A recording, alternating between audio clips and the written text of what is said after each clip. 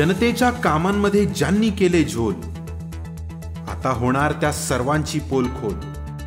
चला सोबत मिळून करूया भ्रष्ट प्रशासनावर हल्ला बोल. इथे खोटे नेरेटिव्ह नव्हे तर खरी बातमी आहे.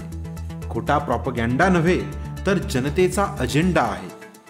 येतोय आम्ही दाखवायला बातमीचा खरा सार.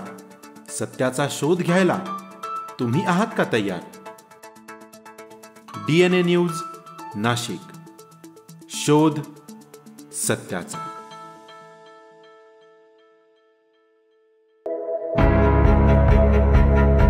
नाशिक महापालिकेमध्ये कार्यरत असलेल्या आणि सेवेत असताना दिवंगत झालेल्या कर्मचाऱ्यांच्या वारसांना अनुकंपा तत्वावर पदस्थापनेचं नियुक्तीपत्र जागतिक युवा कौशल्य दिनाचं औचित्य साधत 16 जणांना देण्यात आलं. पालकमंत्री दादा भुसे यांच्या हस्ते हा पदस्थापना नियुक्तीपत्र प्रदान सोहळा नुकताच नाशिकच्या रावसाहेब थोरात सभागृहामध्ये संपन्न झाला.